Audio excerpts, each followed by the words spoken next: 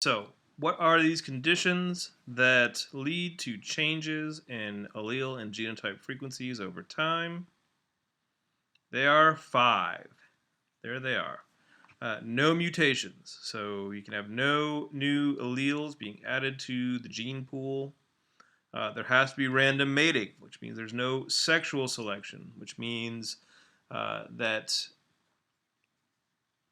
the likelihood of getting a particular allele from either parent uh, is completely left up to chance. There can be no natural selection. Having a particular allele cannot be adaptive, cannot confer any advantage onto the offspring. You have to have an extremely large population size. Technically, to really honor this, you have to have an infinitely large population size. And then the fifth is that you have no immigration or emigration, which, as we're going to learn, that's what is the heart and soul of gene flow. So, no gene flow, no immigration or emigration.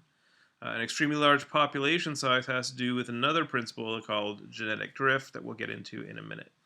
So, as long as these 5 conditions are met, you're going to have no microevolution, no change in genotypic frequency or allelic frequency from one generation to the next. But we rarely observe that actually happening. Uh, so what is the use of the Hardy-Weinberg model? As I said, it is a null model. A null model means let's try and come up with a model that predicts what will happen if evolution is not occurring. And by disproving that evolution is not occurring, we demonstrate that evolution actually does occur, that population, and within a population, allelic and genotypic frequency do change from one generation to the next under the influence of these 5 conditions. So, we know that natural selection, genetic drift, and gene flow can alter allelic frequencies in a population. And these can lead to changes in allele and genotype frequency in a population. Natural selection is the only one that is a non-random effect. It is non-random. It is adaptive. Genetic drift and gene flow are random, as is mutation. So in the case of natural selection, natural selection can be defined as differential reproductive success due to certain alleles being passed to the next generation in greater proportion. So what does that mean? It means that, for example, if you're an insect that has an allele that enables you to resist being sprayed by DDT, the pesticide DDT, you are more likely to leave more offspring than your peers that do not have this allele. What is genetic drift? Genetic drift is a principle that the smaller a sample, the greater the deviation you're going to have from a parent population. So if we, for some reason, go from having a very large gene pool, a very large population, having taken a small sample from a gene pool, due to nothing other than sampling artifact, you're going to get a change in allele frequency and genotypic frequency. So, for example, if I had a bowl of M&Ms that had all of the colors represented, and I take a handful of M&Ms, chances are it's not going to be the same distribution of M&Ms in that sample that I have in my hand. Then it's not going to be representative of what's in the bowl. And the smaller the handful I take, the less likely that handful is going to be representative of the M&M's distribution in the bowl. The same numbers of relative numbers of reds and blues and browns and light browns and greens and yellows and oranges. So genetic drift, not only do you see changes in allele frequencies and genic frequencies, but often in very small samples from a population, you can lose alleles. So if I take a small enough sample of M&Ms, I'm not going to get all of the colors of M&Ms in there. If that represents a population that's moving to, say, an island, then that allele is gone. And there's no way of getting it back. So what if we had a population of snapdragons, or whatever these flowers are, with these frequencies of the red allele and the white allele? 0.7% or 70% red allele, 30% white allele. Let's say only 5 of these plants leave offspring behind. So in the second generation, now the allele frequencies have gone from 0.7 and 0.3 to 0.5 of each. Let's say 2 plants selected at random leave offspring. Now, all of these plants, since the 2 plants that left offspring were red, that means that P has gone to 1, or 100% of the alleles in this population are the red allele. And there is no representation of the white allele, which means the red allele has become fixed in this second, or this third generation here. Now, there are a couple of cases where we would expect to see large effects of genetic drift, or these sampling effects. One is in what is called the founder effect. And this occurs when we only have a few individuals starting a new population from a larger population. Or we take just a few M&Ms from the bowl and we get a non-representative sample. We don't get all of the colors in the same proportions as what we have in the original bowl of M&Ms. So the smaller the sample, the larger the difference is likely to be from the parent population. The bottleneck is similar. The bottleneck effect is similar to the founder effect. The result is the same in that you usually get a dramatic shift in genotypic frequency and allelic frequency.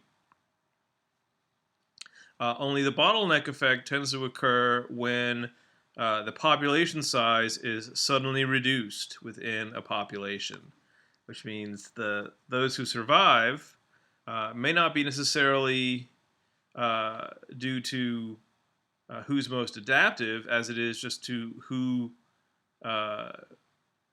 did not get reduced from the population. So if the population remains small, it can be further affected by genetic drift. So say we have an original population of beads. We've got 3 different alleles. We've got blue and white in the greatest abundance, and yellow in relatively lesser abundance. We take a small sample of the beads in the bottle, and we end up with a surviving population that is vastly different in its distribution of alleles from the original population. So one case of genetic bottlenecking has occurred in the Great Plains of the USA. There is a wild chicken, the greater prairie chicken, that used to run free in the Great Plains. But the Great Plains became inhabited. A lot of their habitat, those prairies, were converted to farmland, agriculture, corn and soybeans, and grazing land and what have you, which has reduced the population of greater prairie chickens in the state of Illinois, And we find that among those that survive within those populations, those greatly reduced populations, the level of heterozygosity has dropped dramatically, and that has reduced their ability to survive in the wild. So prior to the bottleneck, the range of the greater prairie chicken, you can see, covered most of the state of Illinois.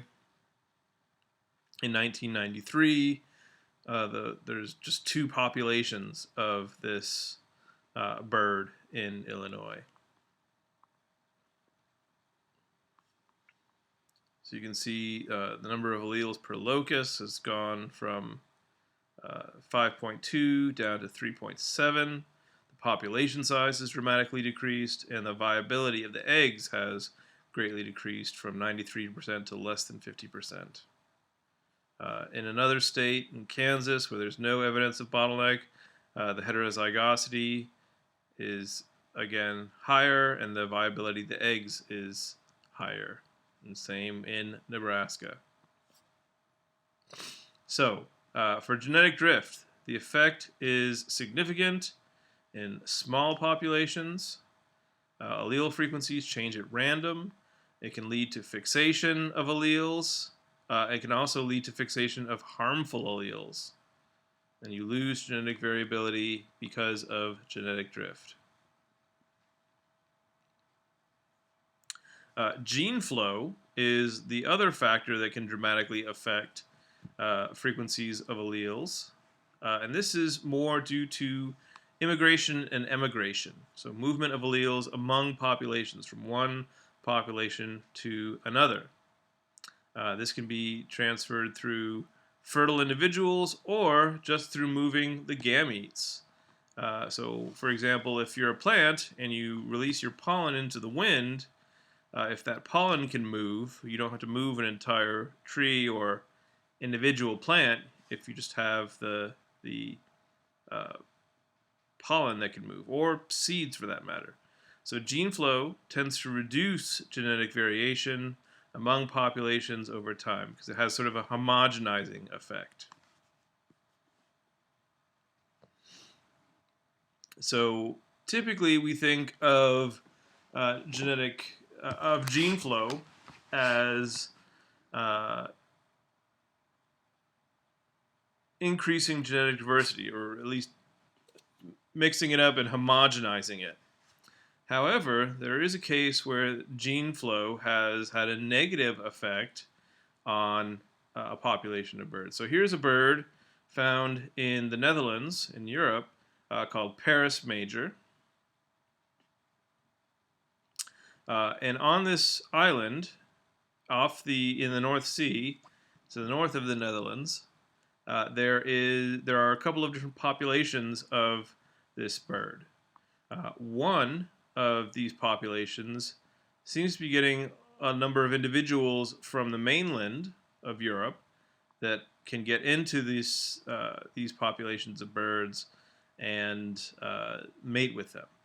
The eastern population, being a little bit further away, has less of an impact from birds from the mainland.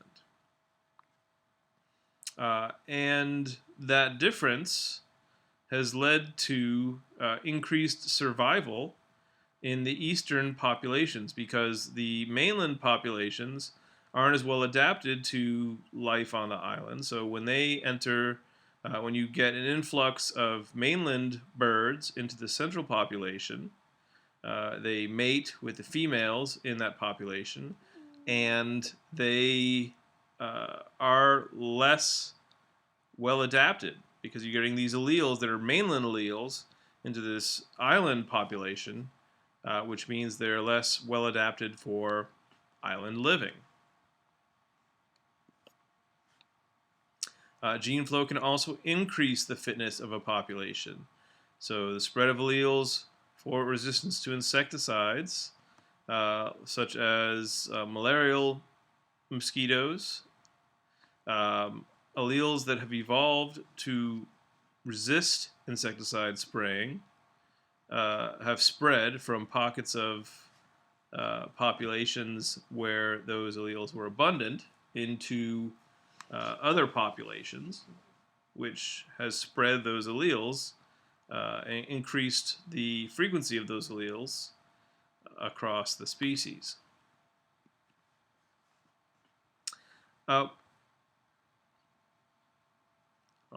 go to the next video for this one.